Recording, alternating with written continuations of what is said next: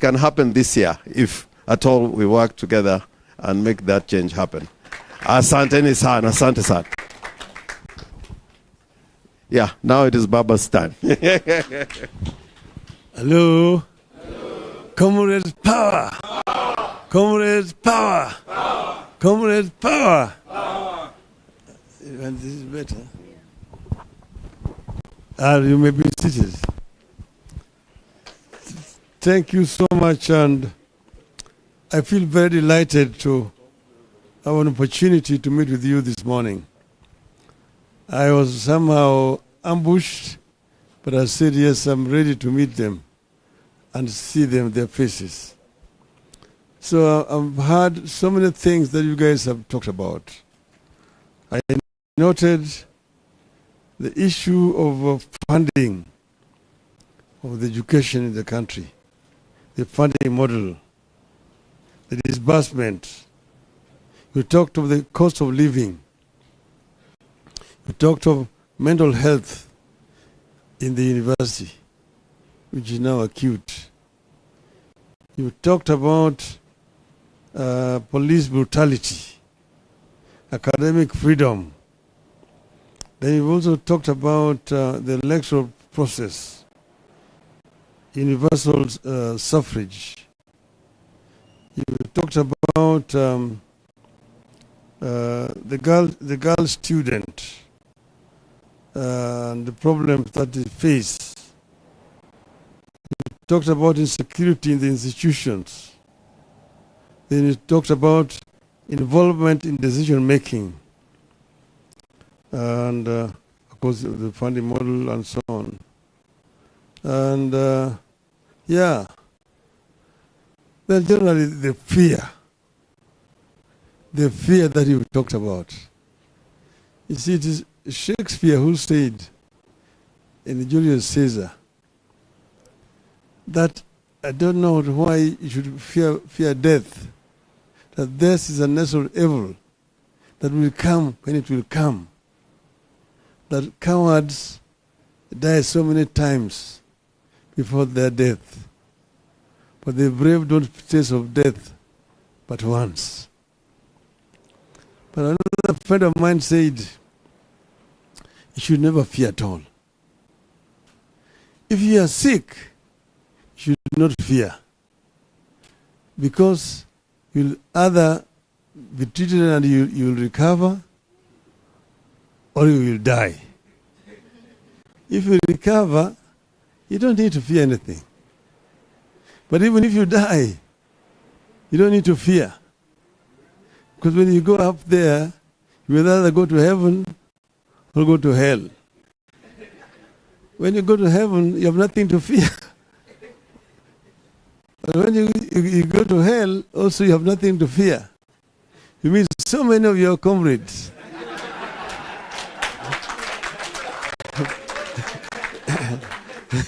You'll spend a lot of time just greeting them, saying, how are you doing? Before your time comes to go to fire. So don't fear. You don't need to fear anything. Okay?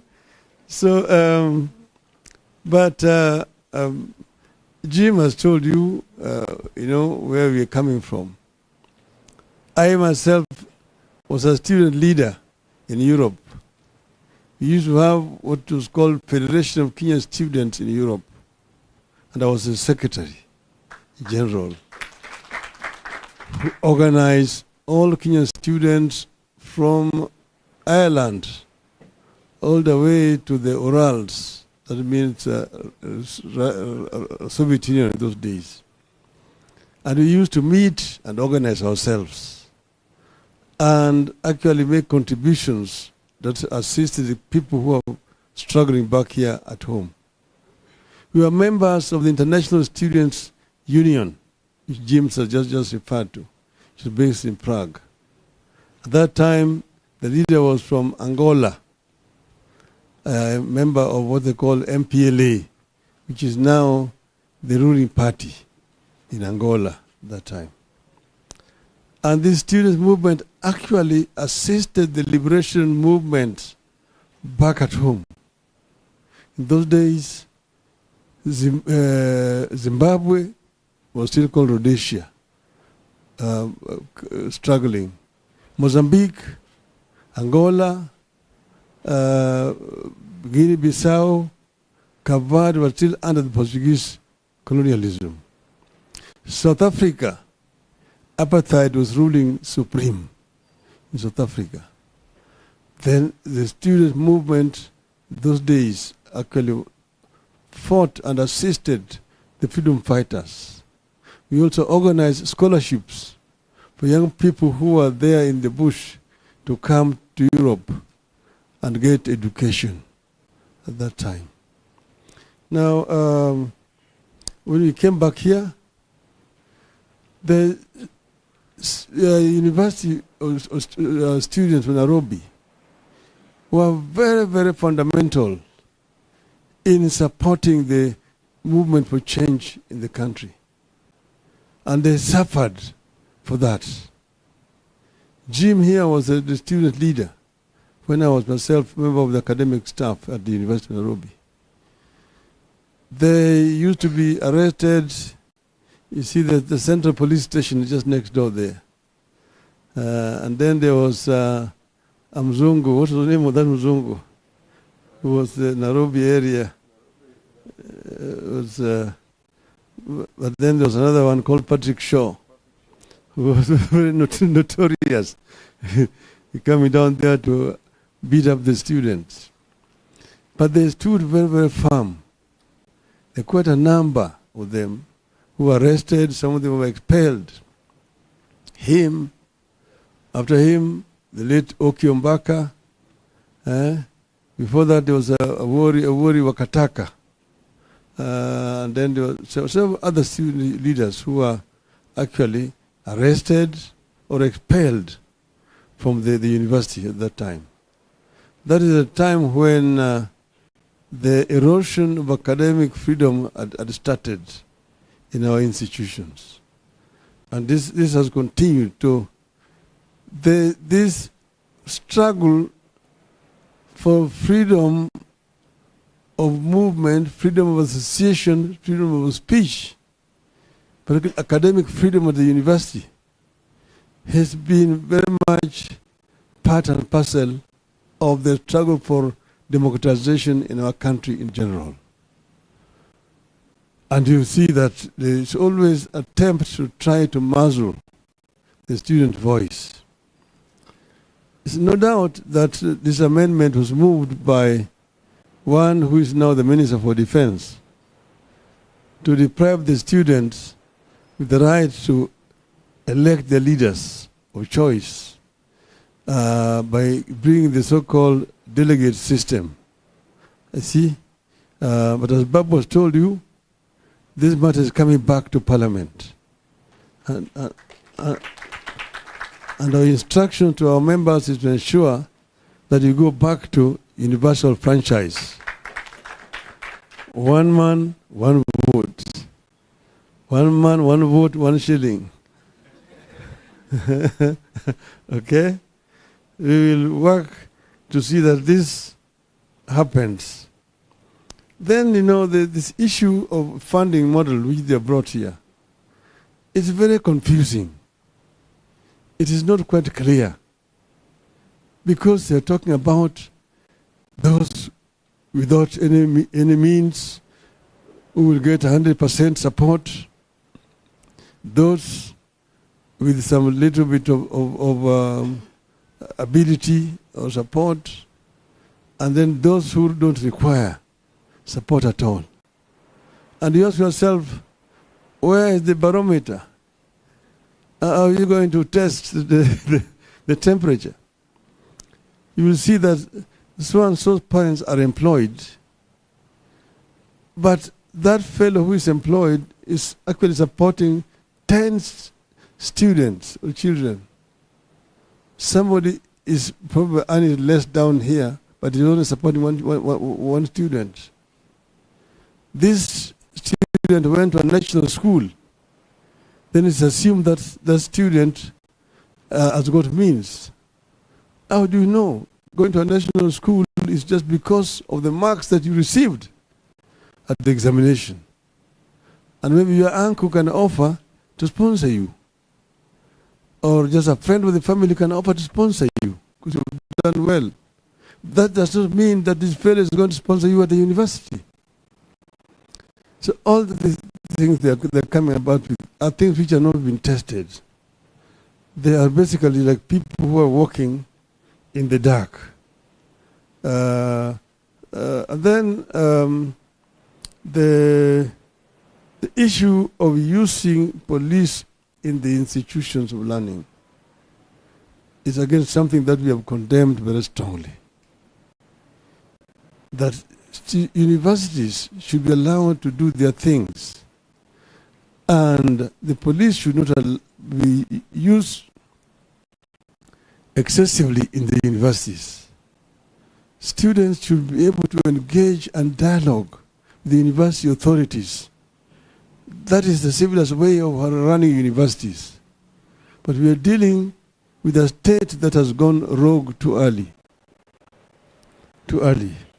And that is where we are having these problems. Now, we sat down ourselves as members of Azimio and looked at education in a country. Because education is what actually differentiates societies. You find a country like Japan does not have any kind of natural resources of any of repute. Japan does not have minerals, does not have gold, does not have oil, does not have uranium, and so on and so forth. But Japan is number 3 in the world in terms of economic development. How? Basically because of the quality of education of the Japanese people. That is what has put Japan where it is. They use their brains to create wealth.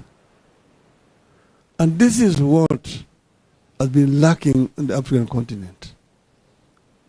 Because Africa is the richest continent on the planet Earth in terms of natural resources.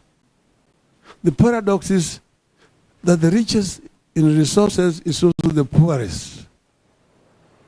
That the living conditions in Africa is far much below the other countries which do not have as much resources as Africa has. And that is what we said we wanted to correct. And it can be corrected. But it can only be corrected by empowering the African people. Right from the African child going up. And here you must talk about the girl child and the boy child. Give them equal opportunity to be able to realize their natural talents. This is why we said that we want to start by creating free primary, secondary, and even university education. And then, because then you have empowered the people. But we also talk about the quality of education. What kind of education are you giving these people? See, today we have a problem here, where you have got universities all over. When we were here, when Jim was a student here, they are some of the first students to join University of Nairobi. It used to be University College of Nairobi. I was employed by University College of Nairobi, which was a constituent college of the University of East Africa, whose headquarters were in Makerere, in Kampala. So Nairobi was a campus, Dar es Salaam was a campus, and Makerere a campus. That time. Then, of course, eventually we got University of Nairobi. Then now eventually we started Kenyatta College. We used to call it Kenco. It also became a university. Then the proliferation of universities now all over the country. We now have, I don't know how many public universities. How many? Huh? 72 universities in the country. But what is important is the quality of education which is coming out of these universities. It's important. And this should be looked at in terms of demand for skills in the country. So that education is relevant to the demands on the market in our country. You see, you find a situation here where you've got many companies around looking for people to employ. And then you have got many people with certificates from universities looking for employment. But they're not employable here. The jobs which are available are not commensurate with the qualifications of those who are demanding the jobs. So we need to find a way in which we can match the demand of society with what is being trained in our schools of learning, in universities, so that there is no gap. Some people have papers, but these papers are not useful to them.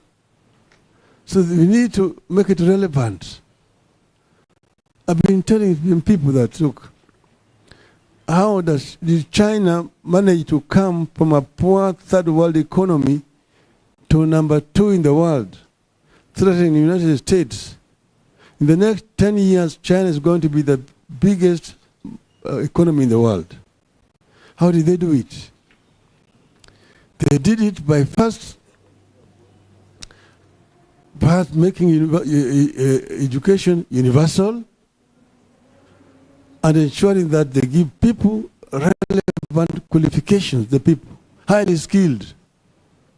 So when they liberalized and they found the companies from the West who were looking for destinations where there's cheap labor, they went to China.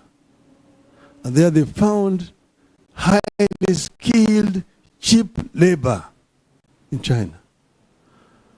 And that's why they went and made China. China became the workshop of the world. You go, you find Samsung is manufactured in China. Daewoo is manufactured in China. Mercedes, Benz, Volvo, Peugeot, Toyota, Ford, all manufactured in China. But I used to work in the Mercedes company factory in a place called Stuttgart. They told me that it is cheaper to manufacture Mercedes now in China, ship it back to Germany, than the one which is manufactured in Germany. So China became the factory of the world. Now China has been able to build the biggest middle class, 500 million people, middle class. Chinese middle class is bigger than the entire population of the United States. Nearly double. So now China is no longer the cheapest. A vacuum is building down there, which Kenya can actually fill with proper policies. But you cannot do it if you've got mediocrity and the kind of rogues and thieves running our affairs. These thieves will take us nowhere. The cost of living, which Jim is talking about here, will not go down when these thieves are in charge. This cost of living will not go down. You see, today, people are suffering all over. If those who are saying that demonstrations by Azimio inaharibu biashara yetu,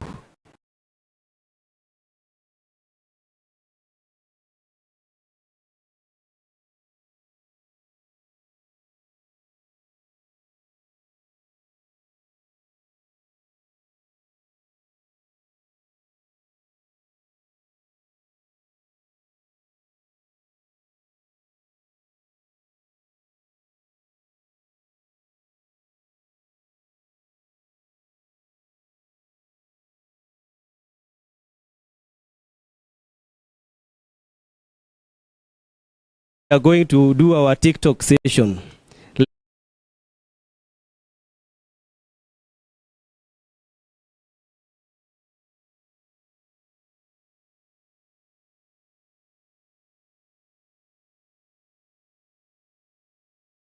We are going to have the TikTok move with none other than Baba himself and the most beautiful ladies who are here. Thank you so much. Let me now, I want to open the plenary, but we are only going to have the names that you had selected. So we should not scramble because these are your representatives. One of them, we want to start with Kennedy Sankara.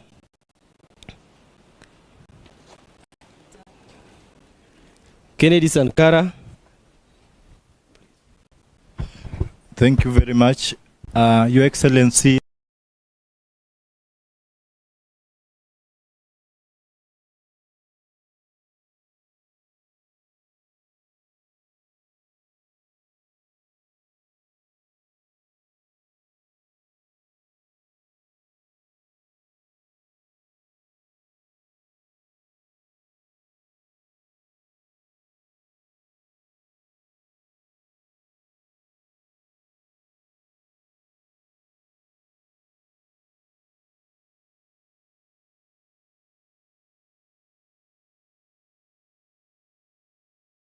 Elected using the delegate system, 90% of elected vote or elected using this system, sadly, I will call a spade a spade. They are not leaders. And for lack of a better term, most of them are fools. For lack of a better term, we have people who are left behind, people who contested, na wanaachwa. With the delegate system inakwanga, if you are vocal, you are being deemed. If you get a chance one, the school inaangalianga, what do we do with this person? You are not be given a chance. These people cripples you. So Baba, kindly, let it not be a song. Baba Owino, I have faith in you. Let this not be a song. If you can push it by next year, kindly. Then about the youth advocacy, how are we supposed to be given platform? You mentioned, oh, youth, let us not sleep. You know, it's not a matter of saying, let us do not sleep. How are we to come out? We are hungry. And Baba, I want to tell you, if you assume, you know, when Hanbin, I was in class 6, there was a story of Hanbin Spain, is Hanbin Spain. And if right now you're going to say, if in Hanbin Spain is Hanbin Spain, most of the people are going to be a victim when the hunter comes to hunt for the Hanbin. Kindly let us take remedy and measures to curb this solution, and let us not give empty talks. As I conclude, everything comes to an expire and everything ends, whether you like it or not, sadly. Baba, we appreciate you and we really appreciate the things you've done. And we really appreciate for you to nurture some of the leaders to come and support us. And we as people of Baba, because the things you've done, I see Baba Owino in yourself. I see Babu in you. And because of age, sisi wote tunaelekea kule, na maybe one time tutakuwa wazee wote, and that is why tunasema everything comes to expire. We have generations come and go. Baba, it is our humble plea. People from the East are requested, and people nationwide, because we interact with people. As you look at people in your eye and the leaders you have, the Babu Owino, we see Babu in you. Please support Babu Owino. Thank you. Thank you so much for that wisdom. The second took, please, you be brief as a cock on a hen. And the nini from Moi, tell her come. From Moi come. Kuja tu simame hapa. Thank you. I'm Peter Ogutu, the Secretary General, Technical University of Kenya. My question is it possible to bridge the gap between the national leaders and student leaders to bring closeness and good work relationship between those two cadres of leadership? And two, is it possible to have a general national student election so that we can have an effective national student body to enable us to drive forward student agendas and issues and anything that concerns students? Thank you. Thank you for being brief. Tell her from Moi. To former Prime Minister, the Sir Governor, who is our Governor, and the Member of Parliament for Embakasi East, the fellow honored student leaders, Kenyan student leaders. Good afternoon. It's afternoon already. To Baba, from Moi, ours, we don't have a question. We'll just have a concern and a contribution because we were not given chance. I'm Williams Odhiambo Atela. I'm a student president of Moi University, Kenya, and I came all the way up to here. We're swearing in is tomorrow, and we're even rushing. Maybe we need to be in Eldoret again. So I've been flanked by my other confidants here. Jared is here. Can wave to the crowd. This Moi University fraternity. Huga Godana, Goodko. Yeah, those are the guys who are accompanying me. Thank you very much. Now, Baba, my only contribution is on mental health. Depression, as you are aware, depression among university students is a great concern. And it has led to not only suicide, but also unplanned pregnancies, HIV, AIDS, as a result of depression. Comrades are depressed in Eldoret. As a result, we have high cases of school dropouts. Most of the comrades have come out of school and they are suffering in silence. Our only plea to you, Baba, is that you have this as a concern and you find a way maybe how you can go about it so that at least our grievances, our issue is addressed. This is a matter of great appreciation because it affects all of us anyway.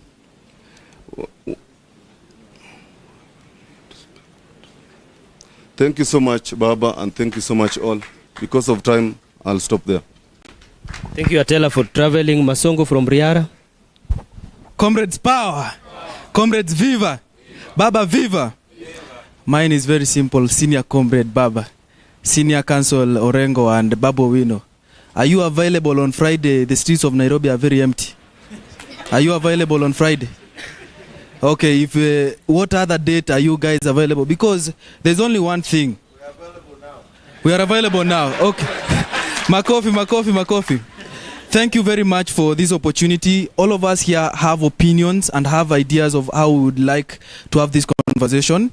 But in as much as we would like to do that, we are inviting you to also join us in our demonstrations on Friday. We will be demonstrating on Friday. If they won't come, I will go. Okay, me and my family will go. So we will go to protest because the cost of living, the university fund is not correct. There's only one thing, memento mori. And myself, senior council can accept that there's something we call quita sed consentia.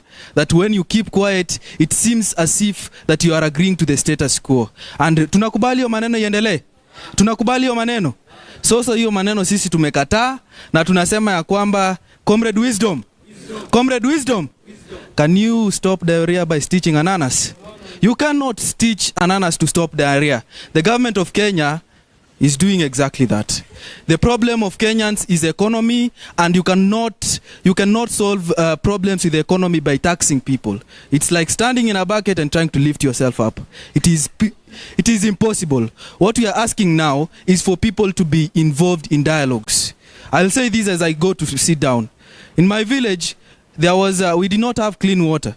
So one NGO came and decided to put clean water wells around the village because the river was very far. But 1 month later, they came to the village and they found that the women were still going all the 30 kilometers to go and get water. The reason was simple, comrades. The reason was simple, comrade. Comrade wisdom. The women were using the distance from the village to the river to gossip. So when they put the well near to the village, the women could not gossip enough. So they stopped using the well.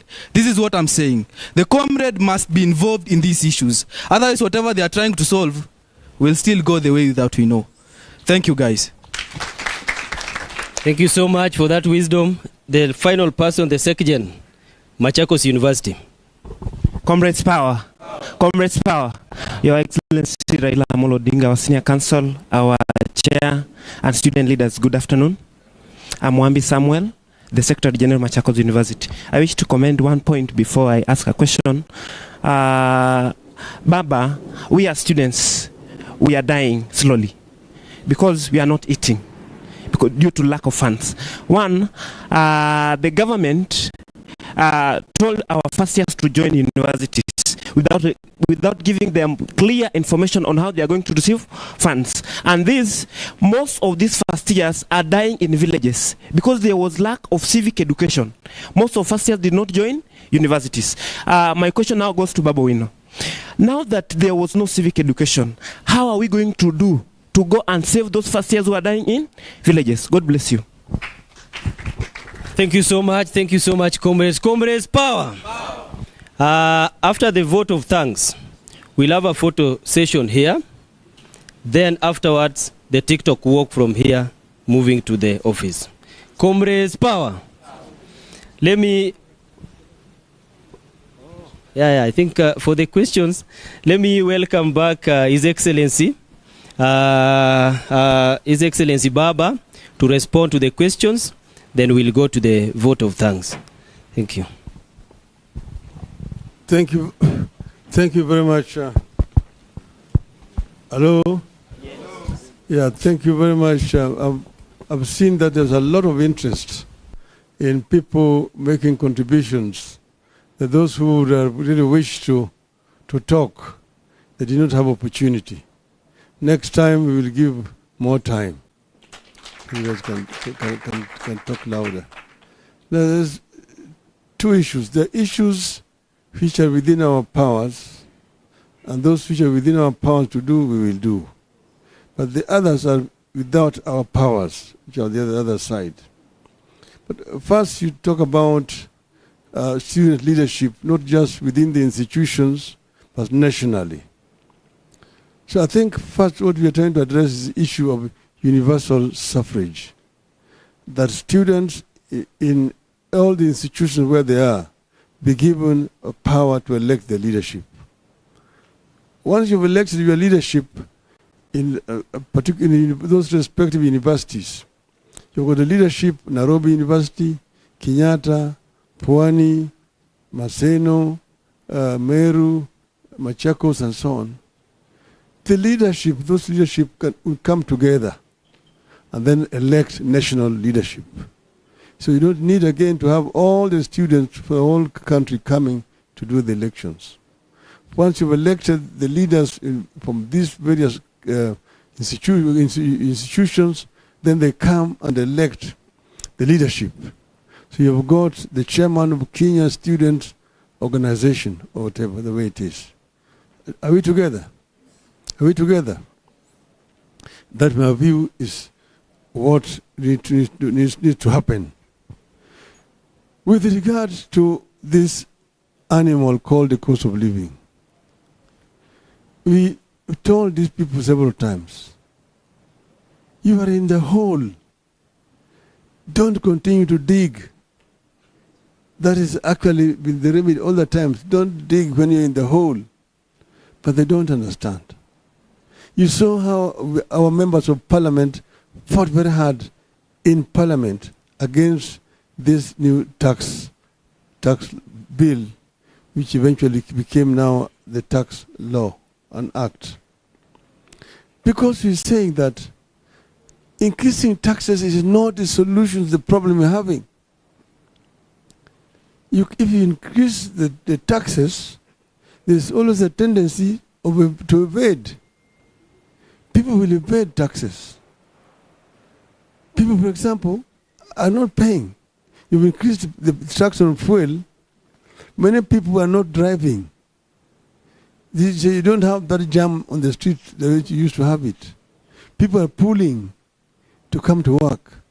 As a matter of fact, the consumption of fuel last month went down by nearly 15%. So the revenue that you want to get by increasing the taxes is not there. Okay? But then we told them, we are here, we've been here before. When we came into government for the first time in 2002, we found a collapsing economy.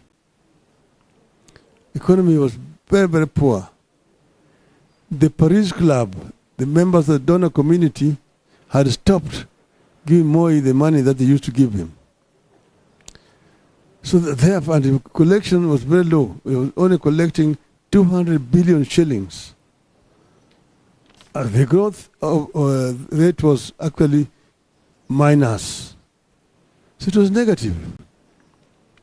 But then we looked at the status of the economy generally, and we realized where the problem was.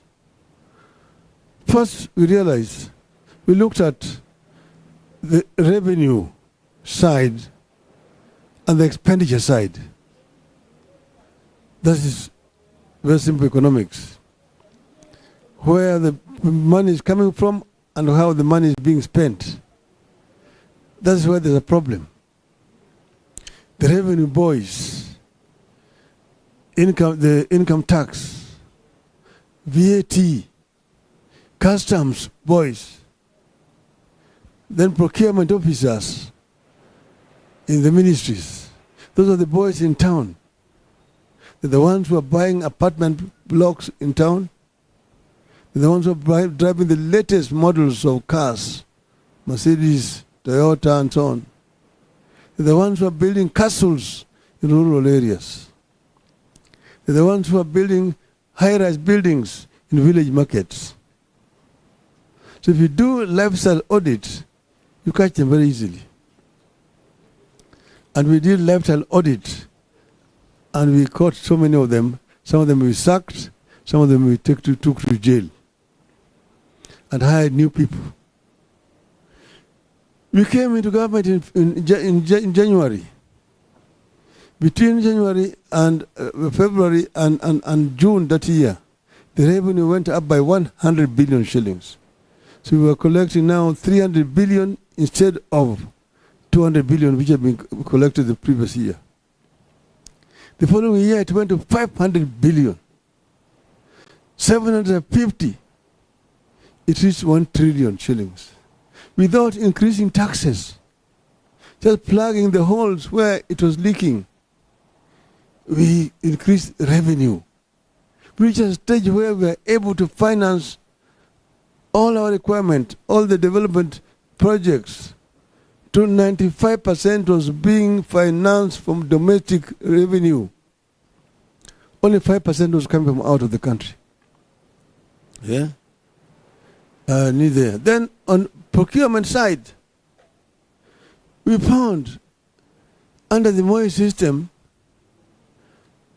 there was a procurement rule that said that any procurement above 100,000 shillings in value must be done competitively.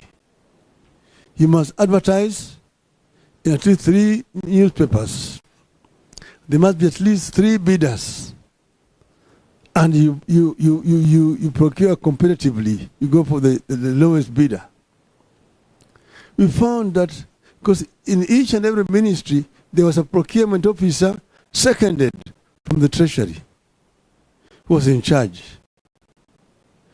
We found that each and every procurement officer had 3 companies registered. And there was the kind of collusion. The one in health is supplying education. The one in education is supplying trade and commerce. The one there is supplying agriculture. The one in agriculture is supplying health, and so on and so forth. So if there's a tender, you'll get 3 bids, all of them from actually one person. And the prices were inflated. An item which is supposed to be bought at 100,000 shillings is bought at 5 million shillings. And that's where the government was losing money. The government was leaking. So once we subjected all these procurement officers to lifestyle audit and sacked some of them, because the government was now procuring competitively. The prices became less. So the government was able to get more. And that is how we succeeded. You see that the government of Kibaki has succeeded. It succeeded because of what we did. Right now, first the civil service is demoralized. They are bringing people from outside the civil service, being made permanent secretaries. Somebody who has never even been to Kabete to be trained in administration, does not know how civil service is working, is being recruited and made in there. It's just so and so, so long as it's from my tribe. From my tribe. these things are not going to get better because these people are actually messing up. They don't know how to run a competitive economy. They will not, things will not change. And you cannot be one person, you're Mr. President, you are the permanent secretary in all ministries, you are the minister in all ministries, you know everything. Even if El Nino is coming, you don't know the El Nino is not coming. The work which should be done by the director of meteorology is being done by you as a president. Everything, you must be talking about on everything. Even if it's, somebody's wife, the Nini, did not dress properly, you're the one who know. So this is where we have a problem. And so these people, they don't know that they don't know. And we are not ready to advise them because they know everything. Okay? Because they know everything. So you people have a responsibility to sensitize the people. Okay? Wherever you are. And when we blow the whistle, we should see you out. Communist power. Communist power. Communist power. Asante sana. Comrades, power. Comrades, viva. Aya, now we want to call Marende for vote of thanks. And before Marende speaks, we will remain there for...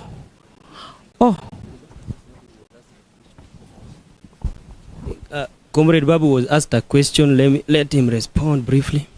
Thank you very much. Secretary General Machakos University, you did ask a question about civic education. I don't think we need to do civic education to our comrades because when you are in nursery school, your teachers prepare you to join primary school and they will tell you that you are going to join primary school. And when you are in primary school, they will tell you that you are supposed to go to secondary. And as a comrade, you must know that you are going to secondary after primary school. And when you are in secondary school, you will automatically know that the next level is university education or a college or tertiary education. Any comrade who doesn't know that should not be a comrade. Okay? So there are two things that happened in such a situation. If a comrade does not know that, then either probably that comrade has not passed exams. Okay? Which is also allowed. So, I think the greatest problem why students have not reported to universities is because of the current funding model. Because the least course, an arts course, a social science is costing around 300,000 Kenya shillings. 300,000 Kenya shillings. Medicine is costing around 600,000 Kenya shillings. If a person does mjengo and as a student who is supposed to join a university, in mjengo baba kazi ya mkono, you earn 600 shillings per day. Assuming that this person is working for 30 days in a month. So that will be 600 times 30, which is 18,000 Kenya shillings per month. Then in a year, multiply by 12, which is 216,000 Kenya shillings, if I'm not wrong. So 216,000 Kenya shillings, you have other children, you have other needs that you're supposed to take care of. And then you have one comrade that you're supposed to educate at 300,000 Kenya shillings. So this is completely impossible. So these comrades have not joined because of the current funding model that is only considering 45,000 students. And as Baba put it right, that where is the yardstick to measure neediness? Students who are not needy are studying abroad, save for the ones who have scholarships. But any other person who is studying in Kenya, in a Kenyan university, is a needy comrade. And that comrade must be funded. So the old funding method was very fair. And as I finish, a story is told of a young man who was carrying a cross, Baba. So he was moving with this cross on his back. Then he realized that his cross was too heavy. Approached a store and saw a store written crosses for exchange. Then he got into the store, saw so many crosses, then chose the one that seemed to be the lightest among other crosses. Then took that light one. moved out cheerfully, knowing that at least now he will finish his journey. He only walked for 10 meters. Then that cross crushed him and he died. Comrades, student leaders, do not carry the government's cross. It is going to kill you. Be on the right side of history. This is how you will be doing your demonstrations, very easily. Just mobilize around 500 students, which you can do.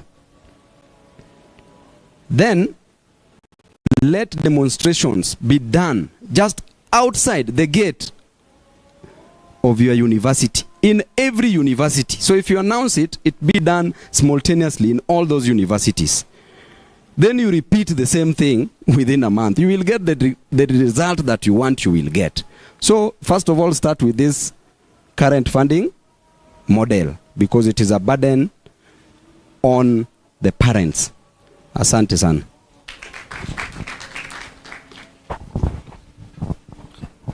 Asanteni sana. My name is Victor Marende. To our captain and president, Baba Raila Amolo Odinga, thank you. And we are really honored for accepting to meet with this generation of comrades, to inspire and to talk to them, but again to listen to their grievances. Because the voice of comrades has always been the voice of God. And the voice against comrades